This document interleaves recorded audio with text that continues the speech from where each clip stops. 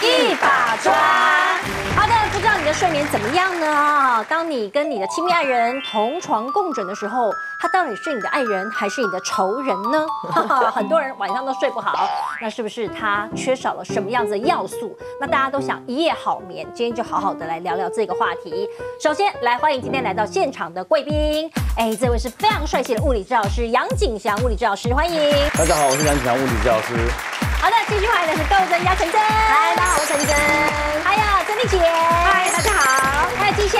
Hello， 大家好。好，刚刚讲的这个话题呢，的确一夜好眠现在很奢求哦，因为你的枕边人呢，可能有各种各样的状况，让你没有办法好好的睡觉，甚至呢，很想要半夜起来推他很多下，让自己可以好好的睡一觉。那不然我们就先问问看大家好了哈，在宁静的夜晚，你有没有觉得很恼人的事情？包括你听到的就是打呼，再来磨牙，左右一直翻身，翻个不停，到底在干嘛？频尿。尿不停，一直起来说梦话，好不好？你们枕边有这样子吗？陈真有，我跟你什么状况？我们家强尼哥哥还是你呢？我没有，我安安静静，我是超级好睡咖，我是一睡都不太动的人。但是我看我隔壁的很烦，就是我们家已经是 king size 的床了，大的那种大的床，但是你知道再怎么大都没有用，是因为他打呼真的很大声，而且我后来已经训练到我自己，就是如果他打呼是那种规律的频率，我把它当成白噪音，我就跟我自己说就睡着，他就是这样，就是这样一个声音。可是它是有规律性的，我就把它当成像除湿机，或者把它当成像空气清净机，就规律。最怕那种不规律的，就是这样上去那种。好烦，因为你真的会被吓醒，你知道吗？就是会想让他声音有就，你这好像到一个呼吸中止症的感觉。他是要不能呼吸了吗？那他只要是换季。鼻子过敏之后，他那个打呼声就特别大。然后呢，磨牙就是，磨牙我抓不到他的 pattern， 他什么时候会磨，以及他今天想要磨多久，就是看他压力，看他压力。他不是每天磨，他不是每天磨，可是一磨就是那个声音很像那个老师的指甲去刮指甲。我懂，这样也会，你真的会睡得很深沉中，然后突然被吓醒，就好像有人在你耳边这样滴这样子。而且你知道我家住山上，就很安静，他那个声音很可怕，很穿脑门，你知道吗？很恐怖，所以到最后就会觉得说，那个你一个晚上啊，如果被吓醒个2次，吓醒个3次，都不用睡了，都不用睡，要把它扒起来，你知道？所以我就跟他讲说，那你会摇他吗？我会稍微摇他。我有人跟我说，把他的头稍微摇一下，对啊，会好一点。但我跟你讲，头稍微摇一下，大概可以安静10分钟。那你赶快睡，然后10分钟的话又回来一个继续这样子，真的很讨厌。然后我还跟强尼哥说，我说 baby 你知道吗？我觉得打呼跟磨牙比小三还可怕，因为你知道小三不会每天晚上来烦你，你知道这个每天晚上都出现，真的会影响。我觉得有时候如果我今天如果心情很差，然后呢他今天晚上又跟我磨牙加打呼，我觉得完全会影响夫妻生活，因为你会生气，真的会隔天就是看到他怎样都不顺，因为睡眠品质真的很重要，对，好，所以你们现在就是有打呼跟磨牙，其他应该还好吧？频尿是我偶尔自己会啦，所以这就不他也会左右翻身。他只要是因为我们家刚好是一个怕热，一个怕冷，然后一个早睡，一个晚睡，所以你知道他左右如果翻身的话，就会影响到我。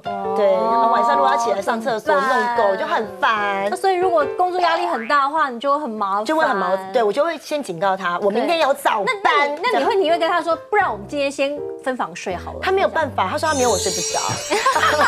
他牵着你睡。对了，他牵着你睡，就是睡不着，他就是一定要这样。因为之前他那个，你知道，他家里就是生病的时候，我就跟他说 ：“baby， 你生病，你要不要继续住客房？”他说：“可是你生病的时候，我都没有离开你，就讲的好像说他如果怎么样，我叫他去睡隔壁房，好像我好像没情没义一样。” OK， 好，那珍妮姐呢？我们家的老公也是会打呼、磨牙加左右翻身，前面3个都有。可是我觉得我们比较好一点，就是因为我2、3、4有录影是在台北，那他在台中，所以其实我至少可以有3天是很好好睡的，所以我后面有4、5、6日啊，可能跟他在一起之后睡个4天晚上，他打呼，我就只有让他打呼，因为他真的很大声，而且他是那个大声到。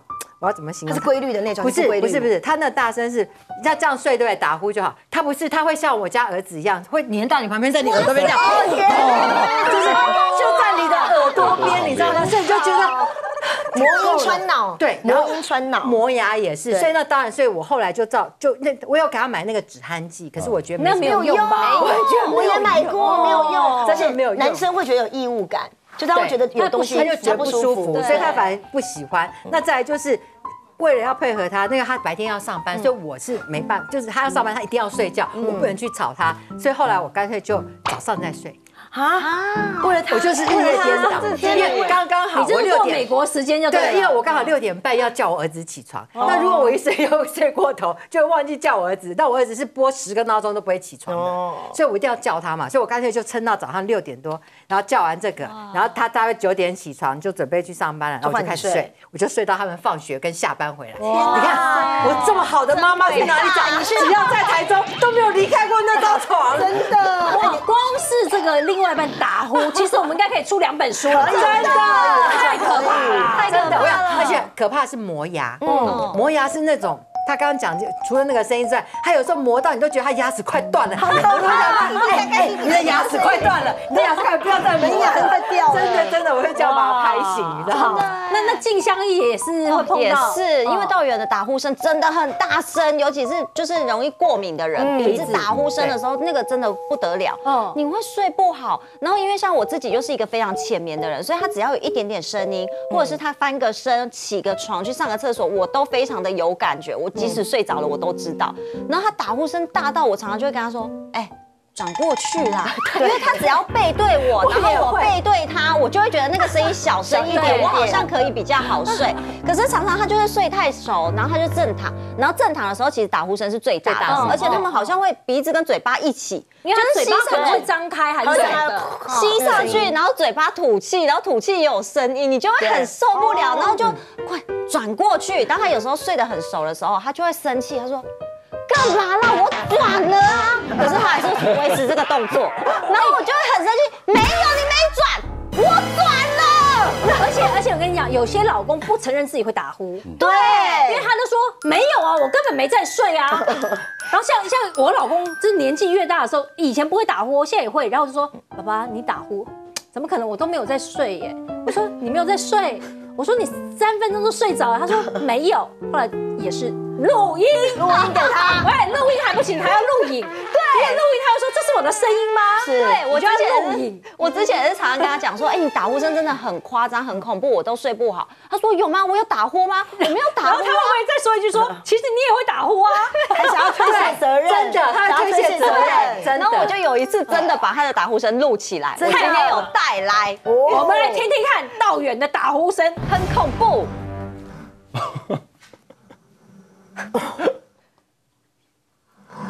天哪，这个是很恐怖，火车经过吗？对，火车。这真的没办法睡，这真的不行，这真的没办法睡啊，这没办法睡，这会很生气耶。对，我现在最近就是发现我戴耳塞真的有效。所以我就是特别去找了很好用的。所以耳塞有效吗？有效，至少可以阻隔一些的声音。可是你不觉得没有用？耳朵有异物感吗？对，因为一开始我觉得不舒服。像我老公在旁边打呼的时候，我会戴那个 iPad 的那个耳机，我还用那个抗噪，就是拒绝外面那个还是听得到。所以你就知道他们有多大声了。太安静了，对，声音很突兀，非常。可是我觉得他们很好睡的人都没有办法体会我们这种浅眠的人。对，因为像道远他是属于1、2、3秒就睡着了，那他可能起来上个厕所，再回去又1、2、3就睡着了。可是他起来上厕所，我睡不着了。对，因为我是起来之后我要半个小时才有办法入睡的人。那我就很生气，然后常常夫妻之间的感情就会因为这样子而改变。对，就是那生气。有想过要分房睡吗？有想过，但跟陈真姐他们一样，他就说你没有在我旁边，我睡不着。可是我就说你在我旁边，我睡不着。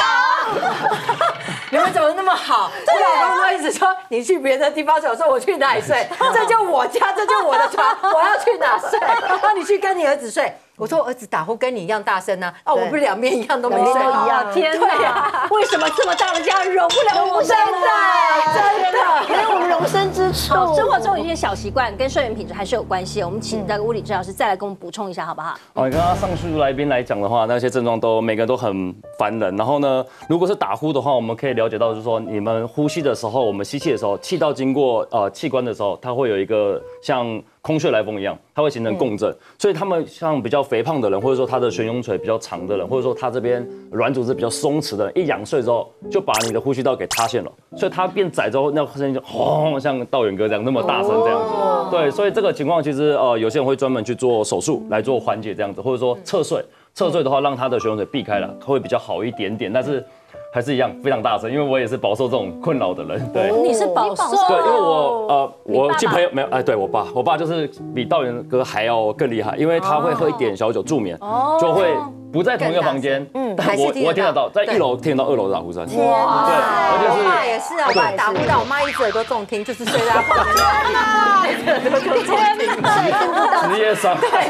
直栽，睡在旁边重。对，所以像刚刚说戴 AirPods， 其实这一次我最近觉得蛮好用的，对，因为它开降噪模式真的是有帮助，但是就是像刚刚姐说的，就是会有那种耳塞感，对，有些人会不习惯，但是总比睡不着好，我会觉得总比睡着好。来，第二个就是磨牙，磨牙其实可能是因为他日常生活的情绪比较紧绷啊，或者说他习惯咬牙切齿这样，或者咬东西比较硬的东西，造成你的绝肌、颞肌这边都没办法放松。其实可以回家的时候帮对方试试看，像各位可以试试看，就是你把手放在太阳穴旁边，然后你用力咬牙齿，或者张开咬牙齿这样。这边是会有凸凸胀胀的，其实就是那个肌肉太紧绷了，所以你可以从这边一路放松到这边，然后再用力，这边是有凸出来。这是咀嚼肌吗？对，所以有时候他爱咬硬的东西，或者说他在日常生活中情绪比较紧绷，那打了肉毒以后会不会比较不会磨？打肉毒让他放松一下，对啊，会也许，但是你这边就不会放松啊。这边会连带到这边，对，所以最大的很多人都是只放松这边，所以我会更建议从源头就开始放松。所以基本上磨牙是因为压力大吗？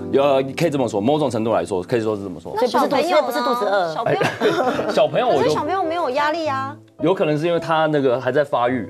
他咬东西这样子之类的，然后再就是频尿会建议大家说，如果他没有一些三高啊，或者说其他的疾病的话，那他可以在睡前控制他的那个摄入的水分，这样才可以调节他的睡眠品质。然后再就是说梦话可能是压力太大，所以尽量可以听一些音乐啊，或者说去做一些减压的一些活动，让他的精神比较放松。那最后就是左右翻身，这个情况有时候会出现在躺在不适合的床垫上，像有一些太瘦的人，他睡觉的时候他的骨突处压着其实不舒服，压力太集中了，或者说有些人枕头实在是太低了，他正躺没问题，但他一翻身的时候，他的脖子一直悬空，一直得用力，因为你会习惯性去用力，要把脖子维持在正中的位置，那是人的本能，所以他会觉得累了，他就要再翻一下，累了他要再翻一下，所以综合以上这些其实都是你身体有一些警讯要特别注意。说梦话也是，对，说梦话也是其中之一，就是你的精神压力可能太大了，对，尽量你没有得到一个很好的完成你的工作，或者说你长官交代的事情，那你睡觉的时候一直带进你的睡眠里面。还有一些人会梦游，对，梦游又有一些精神上的，对，可能要画精神科。好，所以我们都知道睡眠睡得好的话，我们可以治愈我们自己身上的很多的问题哈。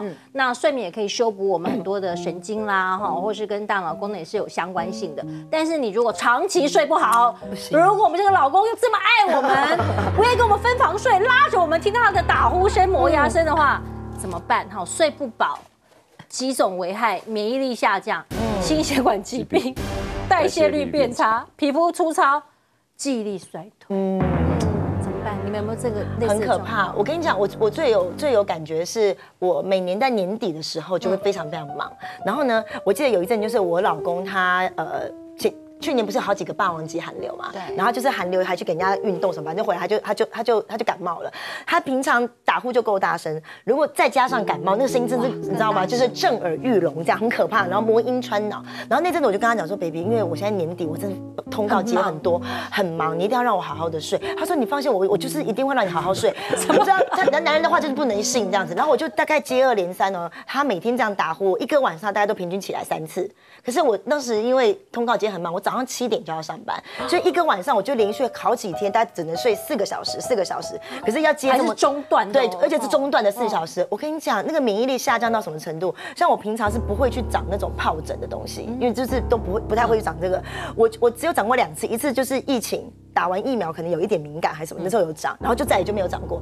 再一次长就是那一次，就是我超级无敌忙，然后压力又特大，然后又连续大概5天都只有睡4个小时，我就发现我的那个腰后面还有嘴巴旁边，就是你知道那种最嘎破，你知道吗？就那种有点像是带状性疱疹，它就是大概一个大拇指，不会是不会抓吧？就是如果长一圈就是不会抓，很可怕。不会抓也是一种免疫力下降啊。我那时候长的是这样哦，大概2个大拇指的大小哦，就长出白白的大概15个水泡，然后又很痛，非常痛。然后有时候它会长在大腿后面，就是你这样做就会压到那种，所以你要腾空。然后你睡觉如果这样躺着会压到那个水泡，也会痛，所以你要趴着睡。然后洗澡碰到水又非常痛，而且它那个不是说你擦药膏就会好，吃药要吃一整个 round， 然后有的还会留疤，对，有的还要打针。然后我就发现说，真的只要睡不好，免疫力一下降啊，它会从皮肤发出来，你知道吗？然后那阵你就觉得说，只要同事谁生病，我就一定也会中。以前免疫力很好的时候，就是大家比较不容易，或是就算是生病，我好像睡一觉，维他命 C 吃1次，我隔天就会好。可是那一阵子免疫力差到，因为你都身体没办法休息，因为没办法修复啊，对，没有好好睡觉，你没有睡觉，他没有办法休息，吃再多的药没有用。所以这个照片是怎么回事啊？它就是这是当时它就是疱疹的照片，就有人会长在嘴巴旁边。那你那时候要工作怎么办？就是，而且我刚刚很痛苦，所以我长在嘴巴旁边的话，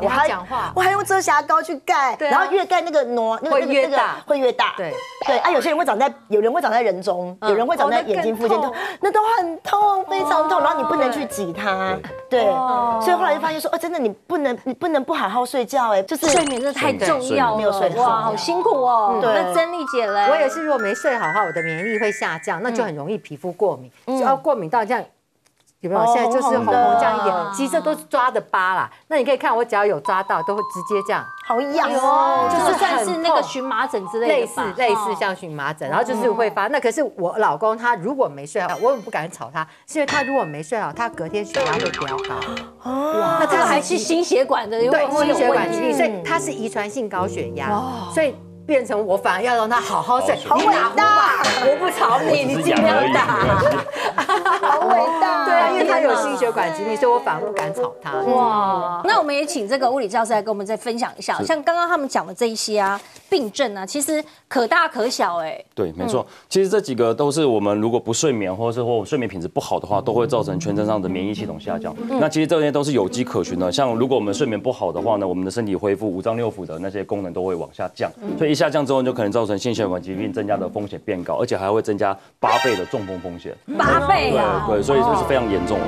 所以说，全身的免疫力下降之后呢，你的代谢就会变慢，你的全身的器官的机能下降之后呢，那你会反映到你的皮肤啊，像刚才讲的暗沉啊、蜡黄，甚至黑眼圈等等的。那你上再多妆都很难去盖掉这些东西，那最后就会造成什么？你的记忆力也会严重衰退。你会常常会说，奇怪。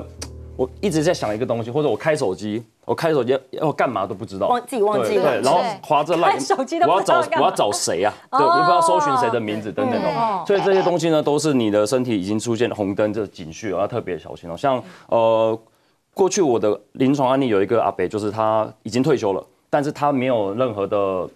不良嗜好，然后顶多就是一些三高血脂，但都控制很稳定。可是他最近来我们门诊的时候，是因为他的腰痛，然后下肢也开始出现浮肿的情况。可是过去都控制得很好啊。然后我就问他说：“你有去运动吗？”他说：“我也没有什么严重，就走路也不会受伤嘛。”然后就问你到底最近有什么样的奇怪的举动吗？他说也没有啊。他突然想到，他就说他最近那个儿子还是女婿吧，买了新的床垫给他，那就是那个泰国比较有名的那一张，很有名的软软的那一张，然后一躺上去很舒服的那一张，然后呢，躺了1个礼拜之后，开始那些问题就出现了。哇，腰太软了，选错了，太软不行，爬不起来。他知道可能也许是那个问题，因为换了之后就开始出现问题了。可是是小孩的孝心。对，然后又贵，主要是贵原装的，因为那个时候还很贵，不像现在那么的量产这样子，那个时候还很贵，所以说舍不得换就硬睡，但是说痛到受不了，就来我们门诊。不能迁就。没错，完全不能迁就。后来我跟他说，我帮他处理完腰部的疼痛啊，然后下肢可能做一些淋巴水肿的帮忙按摩之类的，请他回去做一件事就好，你帮我睡回原本的好不好？试试看。就1个礼拜之后，我说阿北不知道怎么样了，我就请助理说，你回诊，他说很好，非常好，我现在什么状况都没有了。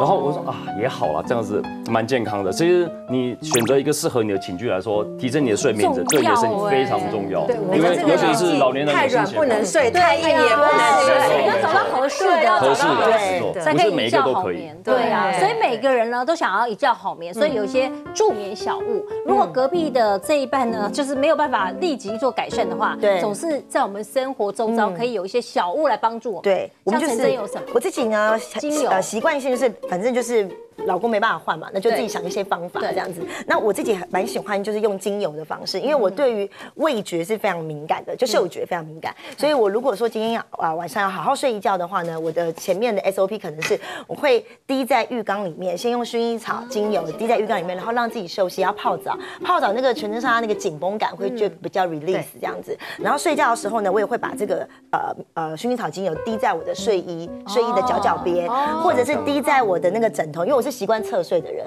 我就会这样侧睡。然后我有时候很喜欢抓那个枕头的那个角，就小时候的小习惯，一直留到现在，所以我就会把那个角这样滴2滴薰衣草精油，然后这样睡就特别有安全感，然后就跟自己说，赶快比老公先睡着，赶快比他先睡着这样子。然后另外一个呢，就是呢，2个人都可以用，这个是现在不是很流行那种香氛蜡烛，那因为我这个蜡烛是只要用台灯照就好了，就是比较没有点蜡烛的危险，因为它很大颗，所以我这个大概在5平到8平的空间都闻得到这样子。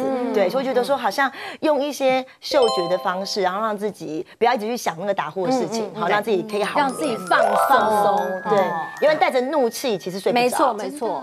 可是这样会睡眠就有点压力，因为就想说我一定要早点睡，我一定要先睡。对，就是要希望他自己睡睡不着。知道我今天早上是10点要到3立的通告，我昨天晚上到现在我只睡了1小时，因为说我要赶快睡，然后就一直撑到天亮。哇，那怎么办呢？曾丽姐，你有什么助眠方法？我其实自己在平常的时候，我会就是让房间就是开一些那种空气清净，让空气比较干净一点之外，我还会喝这种助眠茶，就是它其实有点就是让你。要怎么讲放松的，然后就是让你的就是呼吸道也会比较好啦，所以你就会觉得喝完之后整个人会比较想睡觉，会比较早睡啊，等于说让你它就有点好像人家所谓的排毒那种感觉，就让你早点睡觉，然后睡的时间会稍微久一点。对，所以我觉得我个人是还蛮就或多或少有一点点帮助。对，我个人是觉得蛮不错的，因为像我自己就是。因为我刚才有说到道远的打呼声很大嘛，对，然后我就开始去找耳塞，因为我觉得现在对耳塞对我来讲说蛮重要的，因为我如果隔天有工作的话。我会被他的打呼声影响到整晚睡不着。那如果又睡不好又睡不着的话，你真的怒气早上起来真的非常的大，然后你这气色又非常的差。然后我自己戴了耳塞之后，我发现没有他的打呼声，我的世界变得非常的美好，安静，你会睡得非常的沉，然后早上起来你就会觉得哇神清气爽，然后就算他打呼你也不会跟他生气，然后整个人就是夫妻之间的感情也比较好，然后自己的心情也比较好。然后像我之前我朋友就知道说我是一个很难入睡的人，然后他就送了我这个扩香石，其实跟那个香氛蜡烛很像，只是这个就是滴精油在这个石头上面，然后这样打开，然后放在房间它就会有味道，就香香的，然后可以点一些自己喜欢的精油或者是薰衣草精油，帮助我们的睡眠。对，是好，所以这些都是小物啦。对，那这些小物就是或多或少一点点帮助，可是可能帮助也没有这么大。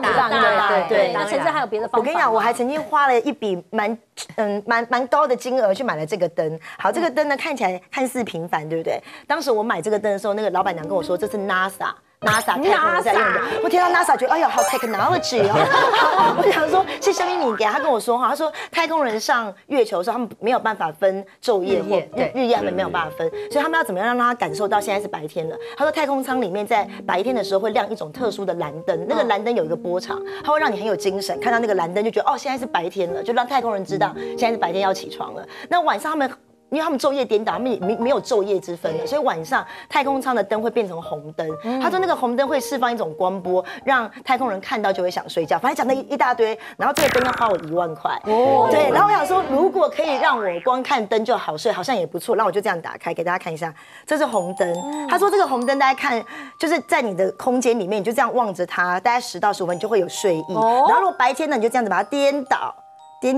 它就慢慢变成蓝光，就会醒来，然后你就会醒过来。对，然后呢，我就想说，那我就试试看，我就买了。买了之后，我跟你们说，我后来发现我是一个，就是对于灯光，只要有灯，我就会睡不着，管你什么灯。因为我是那种夏天开冷气哦，我要叫我老公拿那个那个贴纸，把那个冷气那个绿灯贴起来，就连那个冷气那个小小的小绿灯我都不行，所以然后我的门缝都是塞满东西，因为不能有门缝外的灯。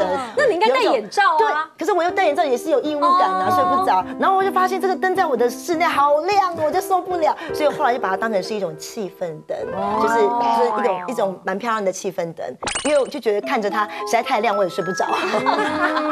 就是你看，为了想睡觉，1万块，真的是也是花了蛮多钱的耶。对啊，想尽办法啦，想尽办法想。我跟他比较不一样，半景色可以送给我，因为我睡觉一定要开灯，灯我没办法睡，太黑我会怕。所以像之前我跟妹一起出国，然后他跟我一起睡，他说。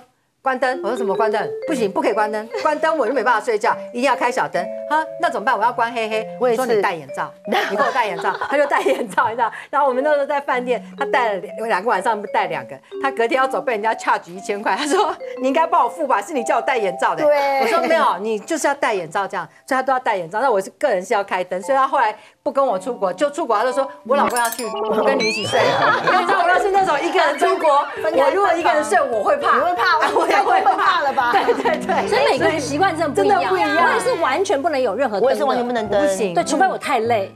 不然的话，我真的是没有办法有一点灯。我也是，然后把它贴起来。外面天是亮的，这样拉开，我照样可以睡得很好。我没办法，可是你关得很黑的时候，我就好怕，我就会一直我要那种黑到伸手不见五指的黑，这么黑。那到底要不要关灯呢？这件事情我们要请教一下专家，好不好？解锁好眠的重点，来请专家给我们讲一下。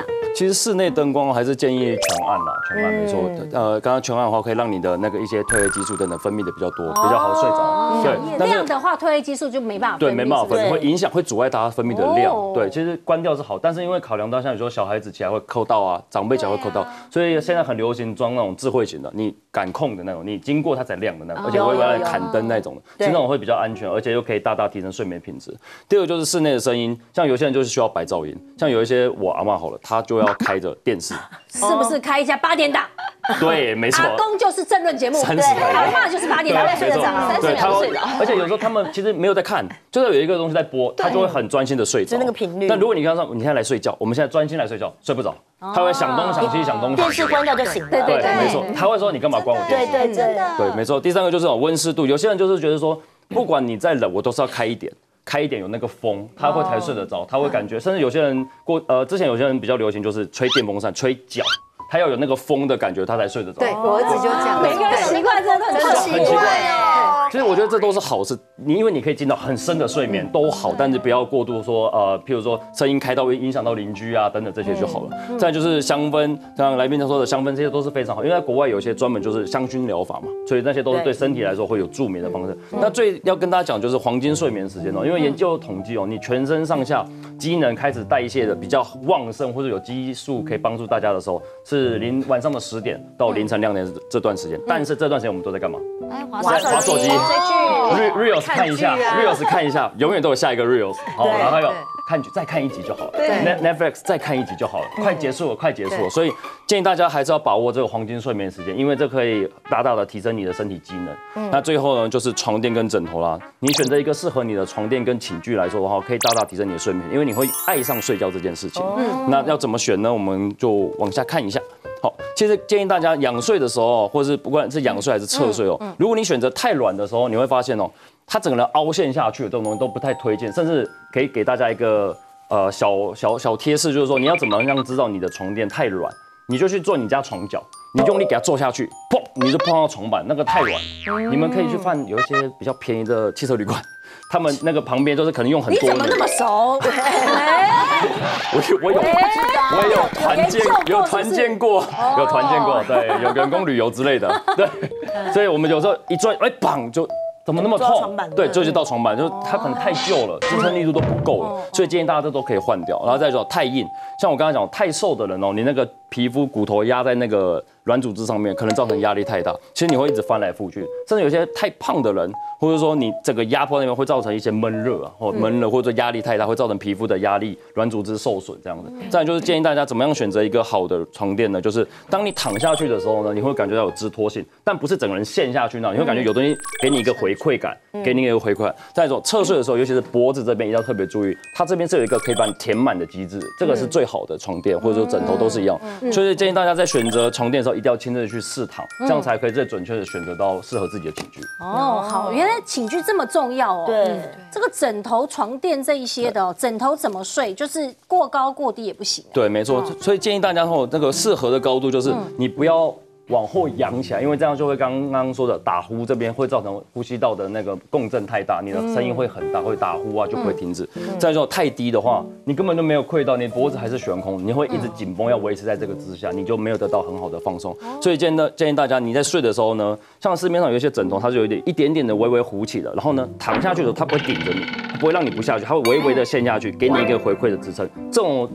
然后你在翻身的时候，这种的话，这边会给你这个支说，这种的枕头才是比较适合大家的。好，所以挑对床、挑对枕头很重要。那陈真购物专家嘛，他今天带来这个好眠床伴，这个很重要，我必须讲。就是虽然我是属于算是容易入睡型的，但是我是中间很容易被打断。刚刚讲了开个小灯我也断，他起来上厕所我也会断，就是我会断。所以我一直在想说，有没有什么床垫可以让我们彼此一觉到天亮？像我老公很明显，每当换季的时候，因为他非常非常怕热。然后一换季皮肤过敏的关系，他会全身痒，像珍妮姐这样会痒。然后痒的时候，他自己睡不好，他会翻来翻去。那以前我觉得我的床垫过软，就是你知道，年轻的时候好像脊椎很好，好像可以睡很软的床。我后来发现，我大概40左右之后，我觉得我就非常挑床垫的。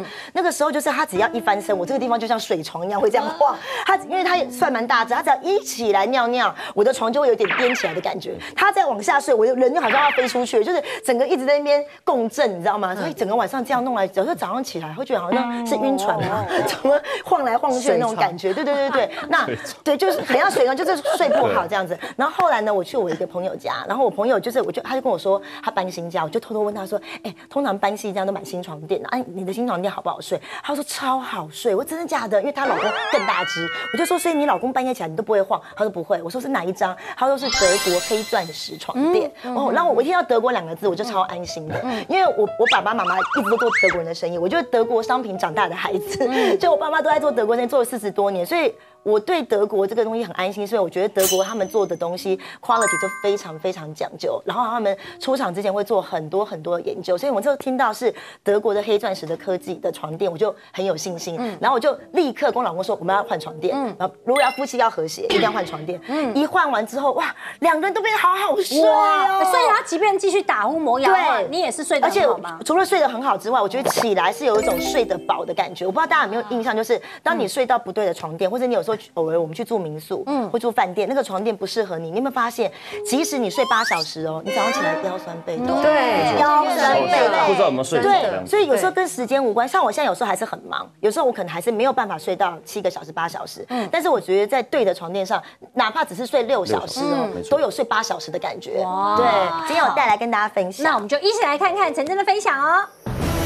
好，陈真的这个哇，太厉害了耶！我先讲，你收到的时候啊，它会是捆成一小捆的这样子，所以那一小捆，我们到看到那一捆，其实好像单身女生也是可以用的，很方便。对，那你那个一小捆的话，就是你收到的话，其实就是不用那么占空间，你就太贴心了吧？对，你就可以直接。可是我现在听到那个声音是什么声音啊？就是它在充气，它在充气了，马上就充气了，马上就充气了，这是真空包装，这样对了，对，都在真空的，然后它大概充气需要大概20-30分钟的时间，对，然后它给这个刀片就是这样刚刚好，太方便了吧？就这样拆刚刚好，对，很方便。然后大概冲饱要大概20到30分钟，冲很快，对，可是它还没有完全，它要完全好要30分钟，对，30分钟这样子。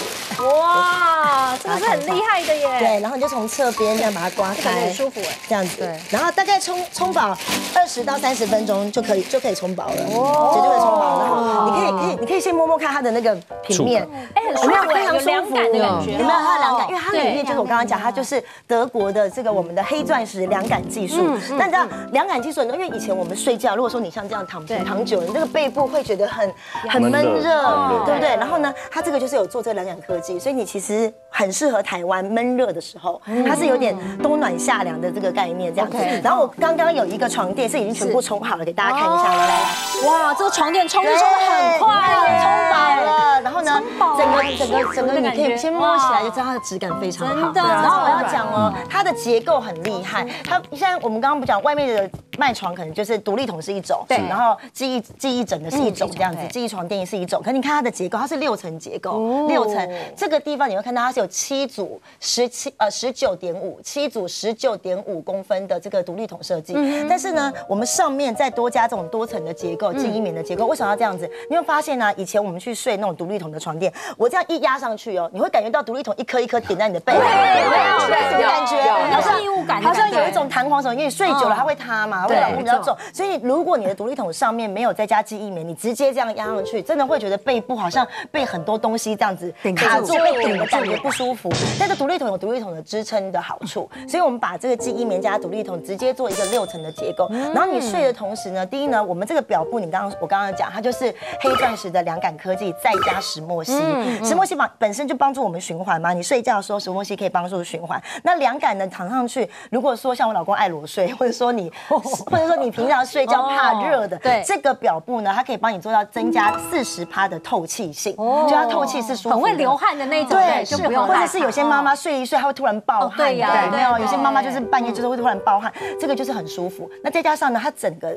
外层这一层是可以机洗的，像对，它还可以机洗，它这边可以拆下来机洗。像以前的床垫，你只要一流汗，或是有时候我们大姨妈来不小心沾到，就很麻烦。那它这个就很好，就是你知道，你把这一层白色拉起来，就可以直接机洗，太方便，对，直接机洗。然后呢，你可以看一下它整个床垫呢，藏起来它是软硬刚刚好，对，就是你屁股最重的地方，你下去之后，你会觉得它整个是被包覆起来的，有支撑性的。有刚才那个意思不是说从脚边用力弄，对，有没有弹回来？像这一只就没有弹回来就是很。而且我跟你讲哦，它连边边的这个结构都做得很好。像以前我们如果做到很边的地方，你很怕摔下去，它这边做边，它是不会整个陷进去。还有就是我们睡觉，女生有时候睡觉侧睡，你会睡到很旁边，对，可是你会觉得那个床如果边框没有做一个支撑，你睡侧睡会觉得很恐怖，好像睡在悬崖边要掉下去。可是它这个4边都是有帮你做支撑的，都是有做支撑的。设计的真的是很完整，设计的非常好。而且我要告诉大家，刚刚我不是说嘛，以前我老公一个晚上起来3次，我就被晃醒，对不对？就是一般床垫如果很软啊，或者支撑性不够，隔壁像你，如果你跟你老公差20公斤以上的，他如果起来，你就会有感受，对不对？来，我现在现场来借我一杯水，来这边，好，这是一杯水，我现在就直接把水呢放在这里，直接放在这边。好，直接放，这是一杯水哦。哎呦，一杯水，好，这样放这边。好，那我自己呢，假装我是我老公，我在这边翻来覆去，直接翻，睡不着，直接压，直接翻。你会发现，直接这样压，他都没有反应哎，有没有看到？哎，我们现在4个人上去，4个真的跪在这边，好稳，看到超稳哎，你知道，真的，一般大家应该知道，一张床不会睡到1、2、3、4、5，不会，一张床不会睡到5个人。可是你看我们5个人刚刚全部上去了，哎，杯子超稳，不会倒，对，它这就是一杯水的重量而已。没错。所以如果说经常被另外一半翻来覆去吵得睡不着的话，这真的是很好的选择。因为它下面我刚刚讲，它7组的19.5公分的独立筒，它是独立支撑，所以其实就算旁边今天是睡一个90公斤的，好，还是说体重跟你差很多是80公斤的，不管它怎么样起来是不会影响你的睡眠。太厉害了。然后呢，像我自己就是床垫买完之后，刚枕头很重要。医生刚刚不是有讲枕头很重要，对不对？我很爱这一颗枕头，这颗枕头我跟大家讲，完全是量身定做的。除了我刚刚讲外面这一区也是我们的这个防螨抗菌，然后可以直接拆下来做机洗。你看到我现在打开。哎呦，里面好几层哦！你们看到，它一样有3层，有1层石墨烯，然后有记忆棉，然后有我们这个德国的这个黑钻石的凉感科技在这边哈，那它就有3层。那像我自己如果是因为我脸很怕热，然后脸怕热就会痒嘛，头怕热，你就可以睡这边睡凉感的。然后如果你是仰睡的人不适宜睡太高，因为你这个地方会撑住会不舒服。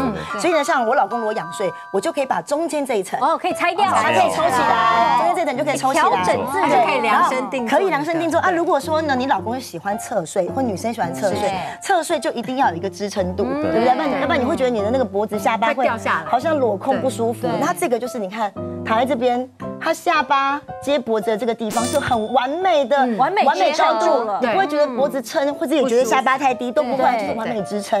所以你看你自己的睡眠习惯，同一颗枕头可以给各种不同头型，甚至如果小孩子还在发育，小朋友可能不要睡那么高，你就可以把中间这一层抽起来，这样就好了。然后呢，它是完全从枕头到床垫，我觉得它是非常非常符合人体工学，就是符合你的这个脊椎啦，符合你的睡姿啦，符合我们不同的重量、不同的需求，都可以用这张床垫，然后配这个枕头。太棒了！那不然我们让静香来睡睡看好了。来睡睡看，你看我就不客气了，有一种非常舒服的感觉。你睡了，我会不会睡完就想把床跟那个枕头带回家？真的，你觉得？我就不客气的睡了。那水杯还在旁边，水杯还在。来看一下那个水杯的状况。哎，好舒服，真的哎，道远就在你旁边，你看哦，他翻来覆去，然后现在这样你有没有感觉？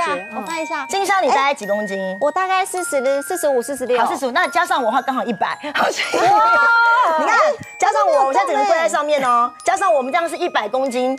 可是你看这个水杯，好稳定哦，而且其实重量现在是不平均的，因为这个地方只有1杯水，这边有100公斤哦。我家静香2个人，然后我这样晃都没问题，水杯都没问题，没错。而且我这样躺上去，而且我今天是穿牛仔裤，对，我会觉得它凉凉的，对不对？不会有闷热感，它很透气，这边整个背很透气，所以选个好床，选个好枕头，可以帮助我们入眠是非常非常重要的。那物理治疗师有没有什么要特别帮我们补充的呢？其实你可以看到静香这边的话，它的颈部这边呢是有很好的支托性的，然后呢，我们翻过去一下，翻过去侧睡，这边也有非常好的支托性，对，也有非常好的。记得翻来这边，那翻来这一边看看，背面给人家看，对，看它这边的话是有很好的支托性以外呢，它的肩膀还有腰椎，还有我们的髋骨这边的骨头都有得到很好的支托。这个我要说一下，因为我有旧伤，我的腰曾经受过伤，所以我每次睡到不对的床垫，如果这里没有办法帮我包覆的话，你会觉得腰酸痛，对不对？我跟你讲，这起来腰太酸了，因为你感觉你整个晚上哦都在紧腰，你的腰都是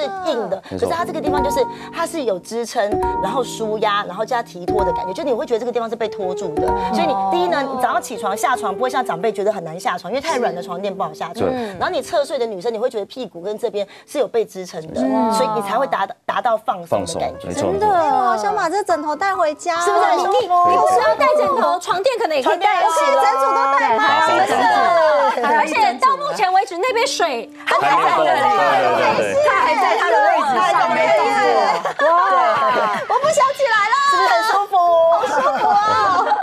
好的，好，那我们今天真的是有很好的一个示范了哈，告诉大家说怎么样可以一夜好眠。那静香来，你可能可以来教我们做一些什么伸展的动作，我来教大家一些伸展的动作。其实有时候在睡觉之前呐，在床上做吗？对，在床上做，因为睡觉的那个水要不要拿起来？大家觉得我怕静香挥到它，等一下你挥到它不好。来，虽然它不会倒，可是怕你挥到。好，我们有时候睡觉之前啊，做一些伸展运动，可以让身体暖起来，会比较好睡。然后其实这个动作很简单，我们可以一起做。好，就是我们只要把这个手向外转5圈，然后换边向内转5圈，让一个手腕放松一下。好，5圈完之后呢，我们就这样，手掌向外，然后向前伸，然后用另外一只手把我们的手指头往下压，然后就做深呼吸的动作，做3组，吸气，吐气，吸气，吐气，然后3组完之后呢，我们就把手再伸回来，然后再换另外一只手伸出去，然后一样用另外一只手把它下压，一样3组深呼吸，吸气，吐气，吸气，吐气，最后一次吸气，吐气，然后我们再把手伸回来，这样子就完成啦！哇，这么舒服啊！有哎，其实就是一个放松，这里有放松感。因为平常这些动作都没有在做，是，所以你就觉得哎，好像有点拉筋拉松的感觉，上手臂很舒服。没错。好，那我们今天跟大家分享了这么多让你一夜好眠的方法，大家是不是有学起来？学起来，不论是寝具啦、床垫或是枕头，还有整个环境也很重要。那最后请物理治疗师要不要再跟我们提醒一下，怎么样睡可以让你睡得好呢？怎么样睡可以让我们睡好？就是选择自己适合的寝具，第一个就是一定要有支托性，然后呢，你翻身的时候呢，不会感觉到骨突处感觉到明显的疼痛，或者说悬空，让你的肌肉没有办法好好的放松。如果你可以选择这种有支撑性以及适合你的枕头的话，那你就可以提高你的睡眠品质，提高你的身体健康。是哈，好的睡眠体质绝对是提升我们的身体健康，还有展现夫妻的和谐关系。没错，是，不然的话。如果再这样下去的话，想必这2个就要分房啦，好不好？好不好？那祝福大家都可以一夜好眠哦！谢谢我们今天所有的4位来宾，谢谢。来上回到脸书粉上给我们按赞，不定期有各种活动分享给大家，我们下次再见喽，拜拜，拜拜。